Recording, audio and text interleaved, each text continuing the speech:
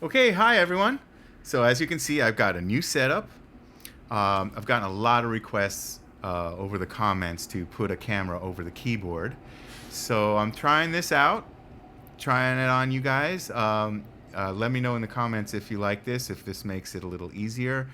Personally, I need to spend what limited mental capacity I have left to try to think of more compelling content and not so much on technical, time-consuming technical things. But hopefully, this will be a workable solution that that will be rather seamless and will also be helpful. So please let me know if this is helpful. I have gotten some other comments that after watching some of my other, vertical videos, the people, needed to see a chiropractor after. So hopefully this will accommodate that. So as you can see my hand here. Here's my hand. And then here's my hand over here. Yay! So this is new for me. I know a lot of you YouTubers out there, this is nothing new, but this is really new for me, and it's exciting. So for today, I thought I would share with you another tidbit from my treasure trove of Barry Harris notes. This one happens to be from April 22nd, 2014. April 22, 2014. And I'll post a screen grab of this on my Patreon page for you members, so you can see what we're talking about written down. You can get an idea of, my note-taking ability, for better or worse. So this is a great thing to play over a dominant seventh chord that is correct in this style. Once again, when we come to Barry, the very first thing we realize is this is the truth. This is the real stuff. And if you are a product of the jazz industrial complex, as I am, having gone to the unnamed school right here, the school that should go unnamed, this one, you can, you get some of it, but not like, you're not getting into the thinking of it. And that's what it is. You're getting into the way these people thought when they came up with the style. And that's how you can really get that correct sound, I think. I think there's really no substitution for direct exposure to the source. And that's what you get when you learn with Barry. Those of you that don't know, you gotta come to his online workshops on Saturdays. He's doing them. They're on Zoom. And do it. Do yourselves a favor. Just get it from the source. Okay, you can go to his site, barryharris.com, or barryharriscalendar.com. You do a search, or I could actually even put a link in the description, and see if he's doing an online workshop. But anyway, that aside, here is the very cool move from April 22nd of 2014.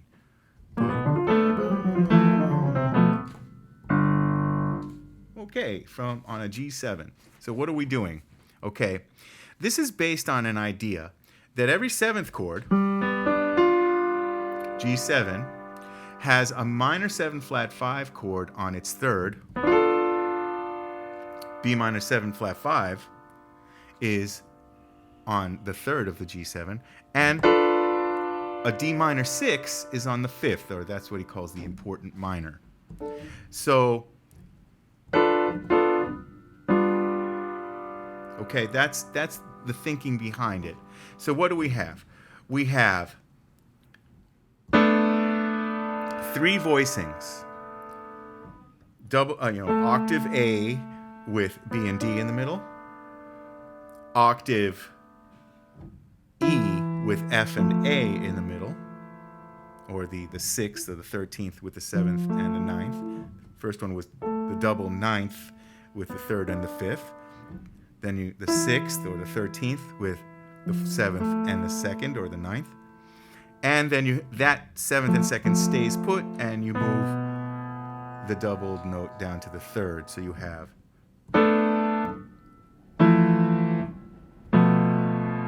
And the line is, you'll come up a chord on the third of the G7. There's a G7 scale. And a chord, by that Barry's definition of a chord is skip a note, skip a note, skip a note in the scale, right? So we're on the third, we skip a note, skip a note, skip a note. And then we put a half step in front of it. Right? And if you wanted to do that up the whole scale, you'd go.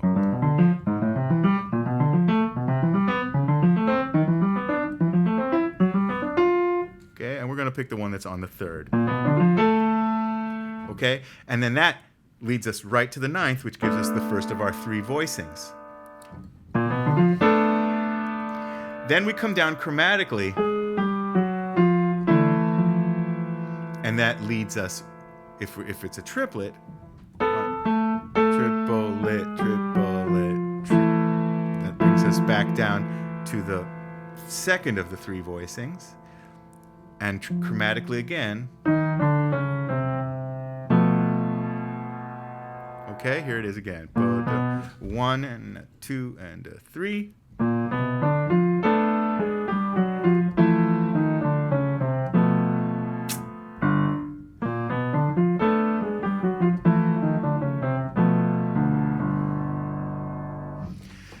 So that's the line. You could do it any direction you want. Obviously, you can come up.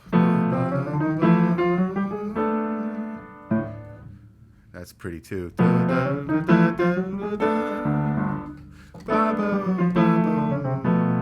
You could vary all the levels.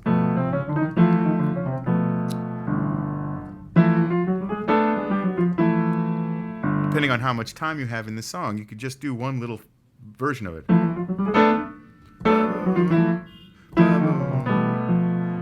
Any combination of those three levels. And again, it comes from every seventh has a minor 7 flat 5 or a half diminished based on its third, and a minor 6 based on its fifth.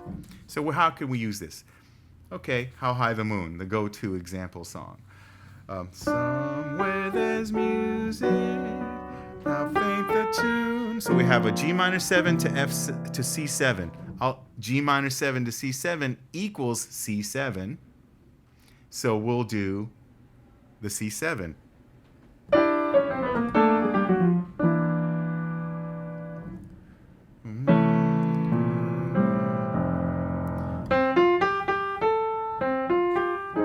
F minor 7 to B flat 7 equals B flat 7. Here's the line on B flat 7. Or, sorry.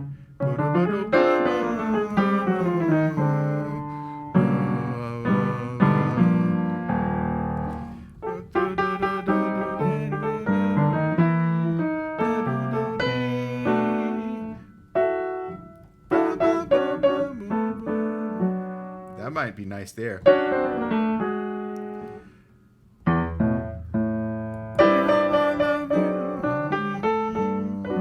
It's where you are. Here it is again.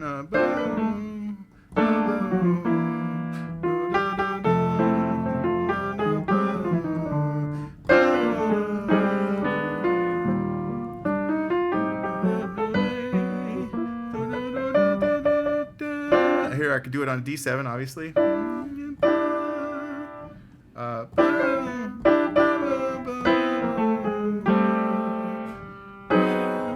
Okay, so that's How High the Moon. What about, since this was taken in April at Barry Harris class, let's do April in Harris. April in Paris. So, April in Paris. Let's try it on this G7.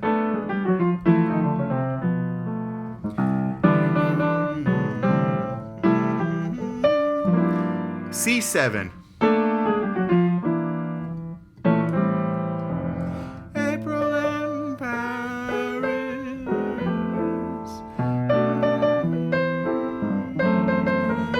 Can I do it on the B7, even though it's a minor kind of a B7?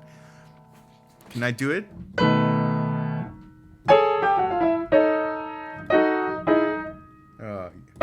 That worked great. Can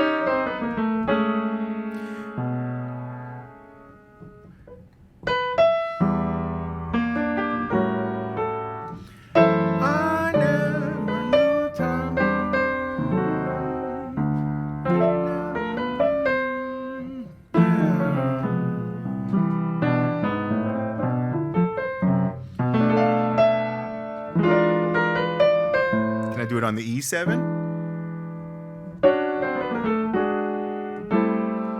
It's a little weirder, but you can get away with it.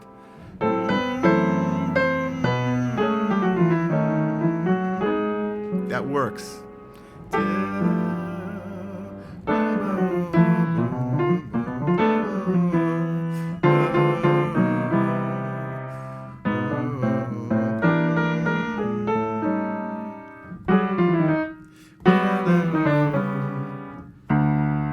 Again, don't do this. Don't use it everywhere. But I'm just showing you so many places you can put it, right? What's another great example? Let's say you wanted to do a Bossa Nova. Right? So you'll go...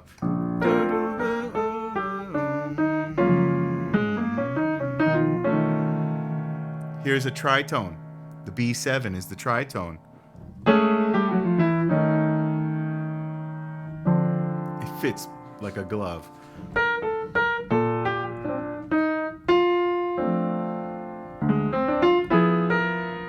Can I do it here? You'd have to be very, very careful. The minor context, you can get away with it, but you have to be careful.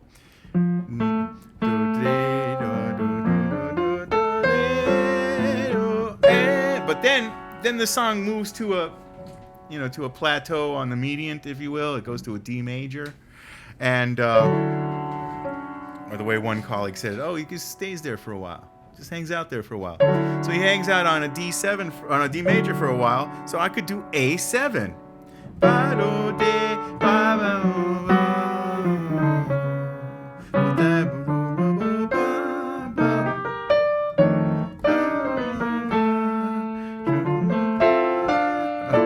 I don't know. I'm kind of trying to find my way around this. Let's try it again. We said it works here, right?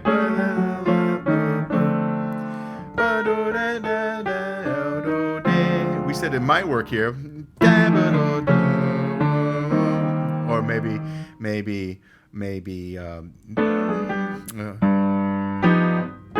I wonder if I can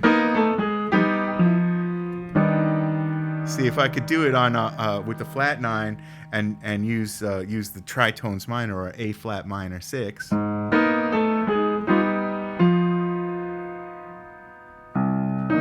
Then I can get away with it.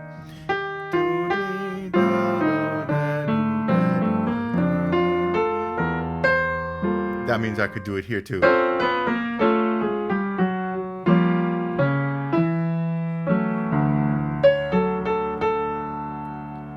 Let's try this version.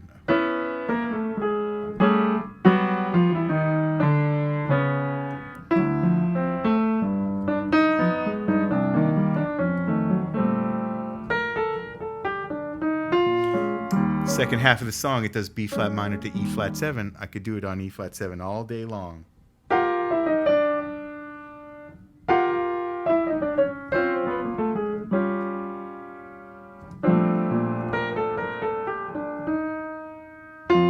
And I could do it on the B flat 7 all day long.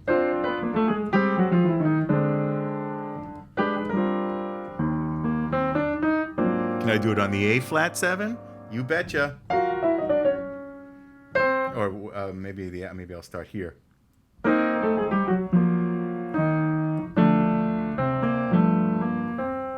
I do it on the 2 dominant, the C7? You betcha.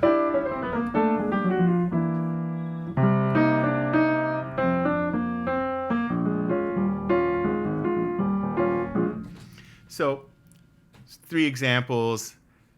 You can use it any time almost you have a dominant 7. Be careful when it's going to minor. Use your ears but it's a springboard. It's a framework to try out new ideas. So here it is again. You can add that to your daily routine, get it in your fingers, and bang, done. So I hope you you found this stuff useful. If it is, please consider supporting me on Patreon, patreon.com/Isaac Raz, and you're gonna find screen grabs of this stuff and other transcripts of other videos and some exclusive videos and other content just for my Patreon members. And again, I love your comments. I appreciate all the great feedback, and looking forward to seeing you on the next one. Keep swinging out there. Thank you.